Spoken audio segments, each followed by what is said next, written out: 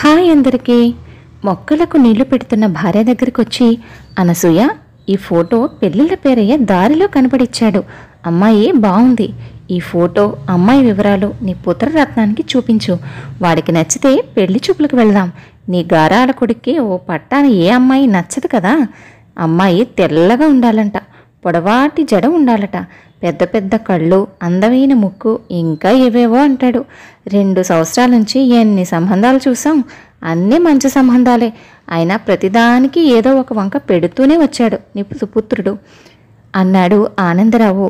వాడికి నచ్చకపోతే వాడు మాత్రం ఎలా చేసుకుంటాడు చెప్పండి అంది అనసూయ భర్త ఇచ్చిన ఫోటోలో నుంచి చూపు తిప్పుకోకుండా. అమ్మాయి బాగున్నట్టుంది అంది తీక్షణంగా ఫోటోని చూస్తూ. మనకు బాగానే ఉంటుంది, నీ కొడుక్కి బాగుండాలిగా. ఏదో సంసారపక్షంగా ఉంటే అమ్మాయిని చూసి చేసుకుంటే పోయేదానికి వీడి వెధవ కండిషన్లు. ఇలాగే వచ్చిన సంబంధాలన్నింటికి వంకలు పెట్టుకుంటూ అమ్మాయి రంభలా ఉండాలి, రమ్యకృష్ణలా ఉండాలి అంటే నీ సుపుత్రుడు ముదిరిన బెండకాయలాగా చివరకు పెళ్లి కాని ప్రసాద్లాగా మిగిలిపోతాడు. అయినా నీ పుత్రరత్నంలాగా అయితే నాకు అసలు పెళ్ళయ్యేదా అంటే మీరంటున్నది ఏంటి? నేను అందంగా లేననా? అసలు అప్పట్లో నన్ను చేసుకోవడానికి ఎంతమంది పోటీ పడేవారో తెలుసా మీకు? నన్ను చేసుకునేవాడు అదృష్టవంతుడు అనేవారు మా వాళ్ళంతా. నిజమే, వాళ్ళందరూ అదృష్టవంతులే మరి అన్నాడు ఆనందరావు గొనుక్కుంటూ. సర్లే, అయ్యిందేదో అయ్యింది. మన చరిత్ర ఇప్పుడు తవ్వుకోవడం ఎందుకు గాని, నీ సుపుత్రరత్నం వచ్చాక ఆ ఫోటో అమ్మాయి వివరాలు ఇవ్వు. ఈ సంబంధమైనా నచ్చుతుందో లేదో వెధవకి అనుకుంటూ వెళ్ళిపోయాడు ఆనందరావు. కాసేపటికి బయట నుంచి వచ్చిన కొడుకు ప్రసాద్తో, ఒరే నాన్న, మీ నాన్నగారు ఏదో సంబంధం తెచ్చారు. అమ్మాయి ఫోటో వివరాలు నీ గదిలో మంచం మీద పెట్టాను. నువ్వు చూసి సరేనంటే అమ్మాయిని చూడ్డానికి వెళ్ళొచ్చు అన్నారా నాన్నగారు. తల్లి మాటలు పూర్తి కాకముందే, అమ్మాయి ఎలా ఉందమ్మా, బావుందా అంటూ ఆత్రంగా తన గదివైపు వెళ్ళాడు ప్రసాద్. మంచం మీదున్న ఫోటోను చూసి అమ్మాయి వివరాలు, కట్న కానుకలు అన్నీ చూసి అతని ఆనందానికి అవధులు లేవు. అమ్మాయి బంగారు మేనిఛాయతో గుండ్రటి మొహము, చెంపకు చారెడు కళ్ళు, సంపెంగి పువ్వులాంటి ముక్కు, లక్క పిడతలాంటి చిన్న నోరు, పొడవాటి నల్లని వాలుజడ. అలా అమ్మాయి ఫోటో చూసి, అమ్మయ్య, నా ఊహాసుందరి ఇన్నాళ్లకు నాకు దొరికింది అని ఆనందపడిపోయాడు ప్రసాద్. అలా ఆ ఫోటోనే చూస్తూ ఊహాలోకంలోకి వెళ్ళిపోయాడు పెళ్లి కాని ప్రసాద్. ఇంతలో అనసూయ వచ్చి, ఏమిట్రా, ఇంతకీ అమ్మాయి ఎలా ఉంది? నీకు నచ్చినట్టేనా? పెళ్లి చూపులకి వస్తున్నట్లు కబురు చేయమంటావా? అమ్మాయి వాళ్ళకి కబురు పెట్టమ్మా అన్నాడు సిగ్గుపడుతూ ప్రసాద్. ఈనాళ్ళకి వీడికి ఒక అమ్మాయి నచ్చినట్టుంది అనుకుంటూ భర్తకు విషయం చెప్పింది అనసూయ. కాస్త ఊపిరి పీల్చుకున్నాడు ఆనందరావు.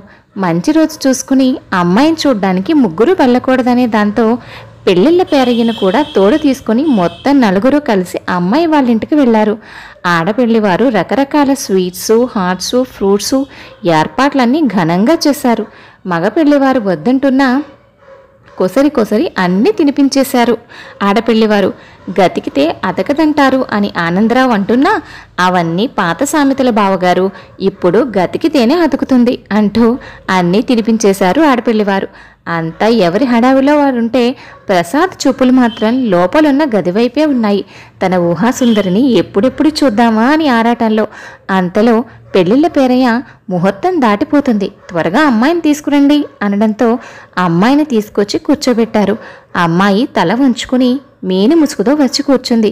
అదేంటి అమ్మాయికి అలా ముసుగు వేశారు అని అనసూయ అడగగా, అది వాళ్ళ ఆచారమని, వాళ్ళమ్మాయి మగవాళ్ల ముందు తల దించుకునే ఉంటుందని, వాళ్ళ అమ్మాయికి కాస్త సిగ్గు ఎక్కువని చెప్పింది పెళ్లి కూతురు తల్లి. ప్రసాద్ పెళ్లి కూతుర్ని ఎలాగైనా ఒకసారి చూడాలని ఎంత ప్రయత్నించినా, కూర్చున్న చోట నుంచి ఎంత ట్రై చేసినా ఏ యాంగిల్లో కూడా ఆమె ముఖం పాపం ప్రసాద్కు కనిపించలేదు. నేను అమ్మాయితో కాస్త మాట్లాడాలి అన్న అబ్బాయి మాటకు పెళ్లి కూతురు తండ్రి ఒక స్వీట్ అబ్బాయి నోట్లో పెడుతూ, పెళ్ళయ్యాక ఎంతసేపు కావాలంటే అంతసేపు మాట్లాడుకోవచ్చు బాబు అంటూ సర్ది చెప్పాడు. అంతలో వాళ్ళ బామ్మ అనుకుంటా మధ్యలోకొచ్చి, మా మనవరాలు ఇలా మగవాళ్ళ మధ్య ఎక్కువసేపు కూర్చోదు బాబు అంటూ లోపలికి తీసుకువెళ్తూ ఉంటే, అమ్మాయి కాస్త లావుగా ఉన్నట్టుందే అన్న అనసూయ మాటకు పెళ్లి కూతురు తల్లి ఒక యాపిల్ ముక్కను అందిస్తూ, అదేం లేదండి, అమ్మాయి పట్టుచీర కట్టడం వల్ల కాస్త బొద్దుగా కనిపిస్తుంది అంతే అంది. అంతేనేమోలే అనుకుంది అనసూయ. ఇంతకీ మా అమ్మాయి మీకు నచ్చినట్లేనా? పెళ్లికి ముహూర్తాలు పెట్టించమంటారా అని అడిగిన పెళ్లి కూతురు తండ్రి మాటలకి ప్రసాద్ వైపు చూశారు ఆనందరావు, అనసూయమ్మ. ఫోటోలో ఉన్న పెళ్లి కూతురు మొహాన్ని ఊహించుకుని అవును అన్నట్టు తలూపాడు పాపం మన ప్రసాద్. దాంతో పెళ్లి కూతురు తల్లి తండ్రి మొహాలు ఆనందంతో వెలిగిపోయాయి. అక్కడే తాంబూలాలు మార్చేసుకున్నారు ఇరు కుటుంబాలు. పెళ్లికి ముహూర్తం పెట్టించి కబురు పంపుతానన్నాడు పెళ్లి కూతురు తండ్రి. మరో 10 రోజుల్లో మంచి ముహూర్తం అని కబురు పంపాడు అమ్మాయి తండ్రి. మరీ 10 రోజుల్లో పెళ్ళంటే ఎలాగండి? ఏర్పాట్లన్నీ చేసుకోవద్దు అంది అనసూయ. పెళ్ళి కుదిరినంతసేపు కుదరలేదు అన్నావు. తీరా ఇప్పుడు కుదిరితేనేమో ఇలా అంటున్నావు.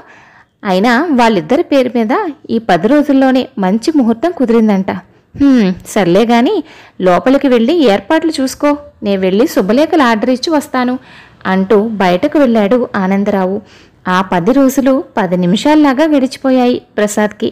తనకు కాబోయే భార్య గురించి ఫోటో చూపించి అందరికీ చెప్పుకున్నాడు. పెళ్లి రోజు రానే వచ్చింది. బంధువులందరినీ తీసుకుని సపరివారంగా అమ్మాయి వాళ్ళ ఇంటికి బయలుదేరారు మగపెళ్లివారు. ఆడపెళ్లివారు మర్యాదలతో ముంచెత్తారు. పెళ్లి గడియలు రానే వచ్చాయి. పెళ్లి కూతుర్ని మీని ముసుగుతో తీసుకొచ్చి అబ్బాయి పక్కన కూర్చోబెట్టారు. ఇప్పుడు కూడా అమ్మాయి తల దించుకునే ఉంది. అబ్బా ఎంత పద్ధతైన అమ్మాయి అని మురిసి ముక్కలైపోయాడు ప్రసాద్. మొదటి రాత్రి పెళ్లి కూతురు రాక కోసం ఎదురు చూస్తూ కూర్చున్నాడు ప్రసాద్. ఈరోజు ఎలాగైనా తన అందాల భార్యను తనివి తీరా చూడొచ్చు అనుకున్నాడు. నల్లగా బారెడు పొడవైన ఆమె జడతో ఆడుకోవాలని, కలువరేకల్లాంటి ఆ అందాల కళ్ళను ముద్దాడాలని ఆత్రంగా ఎదురుచూస్తున్నాడు ప్రసాద్. ఇంతలో తలుపు భళ్ళును తెరుచుకుంది. ఇప్పుడు కూడా మీను ముసుగుతో గుమ్మం దగ్గర నిలబడి ఉన్న అమ్మాయి వైపు చూసి సన్నచాచి మొగ్గలా ఉండాల్సిన అమ్మాయి లావుగా ఉందేమిటా అనుకున్నాడు. దగ్గరకు వెళ్లేసరికి పట్టుచీర మెరుపుతో పోటీ పడవలసిన ఆమె మేని ఛాయ కాస్త చామన ఛాయగా కనిపించింది. నిరాశగానే అమ్మాయి చేయి పట్టుకుని తీసుకువచ్చి మంచం మీద తన పక్కనే కూర్చోబెట్టుకున్నాడు. ఏది నా అందాల సుందరి మొహాన్ని ఇప్పుడైనా చూడని అంటూ అమ్మాయి మేను ముసుగు తీసి ప్రసాద్ అవాక్కయ్యాడు. ఏంటిది? ఆ ఫోటో అంత అందంగా ఉన్నావు, ఇప్పుడేమో ఇలా ఉన్నావు. అసలు ఆ ఫోటో నీదేనా అని అడిగాడు కంగారు పడుతూ ప్రసాద్. అవును నాదేనండి, అందరూ అదే అంటున్నారు. ఆ ఫోటోలో నేను చాలా అందంగా ఉన్నానంట కదా. ఎక్కడ తీయించుకున్నావేంటి ఆ ఫోటో అని అడిగాడు వెటకారంగా. మంచం మీద సర్దుకొని కూర్చుని ఆ ఫోటో కథ చెప్పడం ప్రారంభించింది పెళ్లి కూతురు సుందరి. ఆ ఫోటో స్టూడియో వాడు ఎంత అందవిహీనంగా ఉన్న వాళ్ళనైనా సరే అప్సరస కన్నా అందంగా ఫోటో తీయడంలో నేర్పరి. వాళ్లే మేకప్ వేసి వాళ్లే తల దువ్వి ఫోటో తీస్తారు. ముఖ్యంగా వాళ్ళు పెళ్లి చూపులకు పంపే ఫోటోలు తీయడంలో ఫేమస్. అక్కడ తీసిన ఫోటోయే మీకు పంపడం వల్ల పెళ్లి చూపుల్లో తల పైకి ఎత్తద్దు అంది మా బామ్మ. మీ బామ్మ భలే తెలివైందనుకుంటాను. భలే చెప్పారే, మీకెలా తెలుసు మా బామ్మ తెలివైందని? నేను తెలివి తక్కువాణ్ణి కదా అందుకని. మా బామ్మ కూడా అదే అంది అని చటుక్కున నాలిక ఖర్చుకుంది సుందరి. అక్కడ ఫోటోలు తీయించుకున్న నా స్నేహితులందరికీ కూడా మంచి మంచి సంబంధాలు కుదిరి పెళ్ళిళ్ళు అయిపోయాయి. అయితే నేనొక్కడనే కాదన్నమాట తెలివి తక్కువ వెర్రి వెధవని అనుకున్నాడు మనసులోనే. పాపం ప్రసాద్. కథ విన్నారు కదా అండి. కథపై మీ అమూల్యమైన అభిప్రాయాన్ని తప్పకుండా కామెంట్ చేయండి. మరొక మంచి కథతో మళ్ళీ కలుద్దాం. ఉంటాను మరి.